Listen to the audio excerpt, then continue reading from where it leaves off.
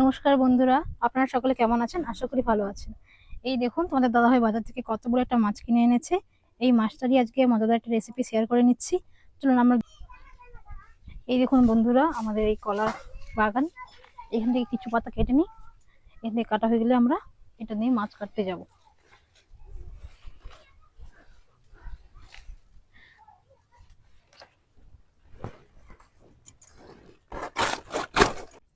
এই দেখো বন্ধুরা, মাছটা এখনো পর্যন্ত জীবিত। চলো এবার এটাকে কেটে নিই।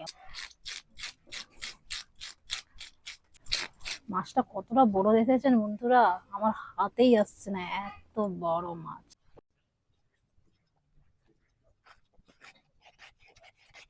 ভাবে কেটে নিই।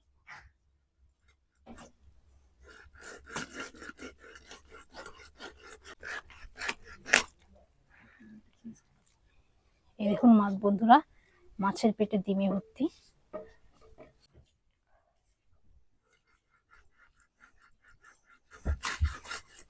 এরকম সুন্দর পিস করে কেটে নেব। মাছগুলোকে ভালোভাবে ধুয়ে নিই। এই যে দেখুন, এটাকে আমরা পুকুর বলি। এই পুকুরের মধ্যে এবার মাছগুলোকে ভালোভাবে ধুয়ে নেব।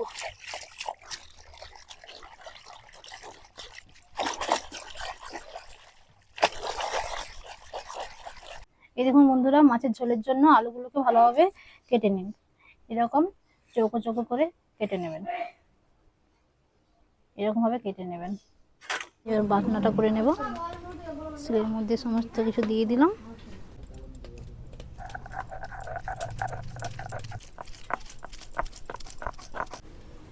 এই দেখুন বন্ধুরা, আমার রসুন বাটা কমপ্লিট। এভাবে আমরা এরপর আদাটা বেটে নেব। এই দেখুন বন্ধুরা, আমার আদা বাটাও হয়ে গেছে। দেখছেন বন্ধুরা, উনুন ধরে গেছে। এবার উনুনের মধ্যে কড়াইটা চাপিয়ে দিলাম। চলুন কড়াই গরম হতে থাক। মাছের নুন হলুদগুলো মাখিয়ে নিন। লবণ দিয়ে দিলাম, হলুদ দিয়ে ভালোভাবে মাছগুলোকে মাখিয়ে নিন। আমি পরিমাণ মতো তেল দিয়ে দেব। তেলটা গরম হতে থাক। লবণ হলুদ দেওয়া মাছগুলো কড়াইয়ের মধ্যে দিয়ে দিলাম।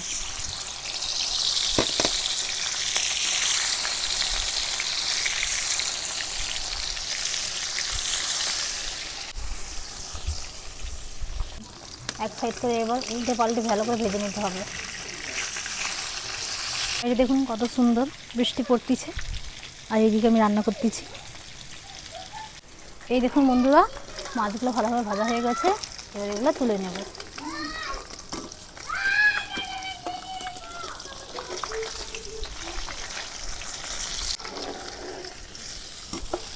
এই দেখুন মাছগুলো তুলে নিয়েছি।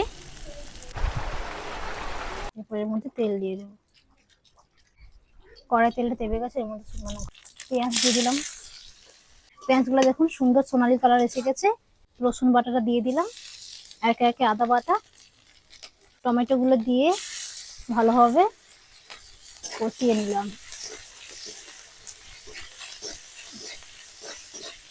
হলুদ দিয়ে দিলাম, লঙ্কা গুঁড়ি দিয়ে দিলাম, একটু সামান্য পরিমাণ জিরে গুঁড়ি। এটাকে ভালোভাবে নাড়াচাড়া করতে থাকুন। এটা কষানো হয়ে গেলে এটা সামান্য পরিমাণ জল দিয়ে দিন।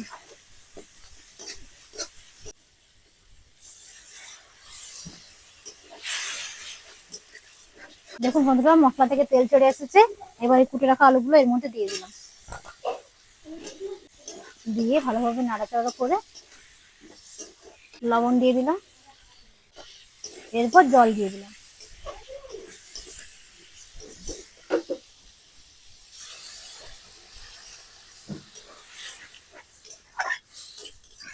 আলুগুলো সেদ্ধ হতে থাক। দেখুন বন্ধুরা, ঝোলটা কিরকম ফুটে উঠেছে। এরপর ভেজে রাখা মাছগুলো একটা একটা করে দিয়ে দেবো।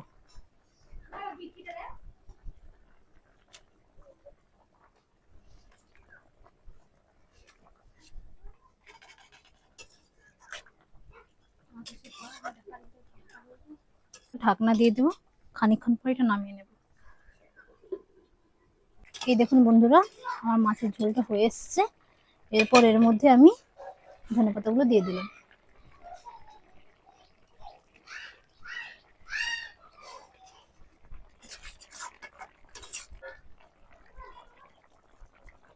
এই দেখুন বন্ধুরা, মাছের ঝোল আমার হয়ে গেছে, এটা আমি নামিয়ে নিলাম।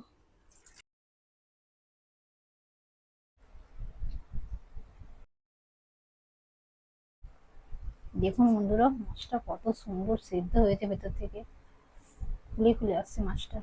খেয়ে দেখি কেমন হয়েছে। আলু নিয়ে নিলাম, মাছটাকে নিয়ে নিলাম। দারুণ হয়েছে। আপনারা একবার বাড়িতে খেয়ে অবশ্যই আমাকে জানাবেন আমার রান্নাটা কেমন হয়েছে।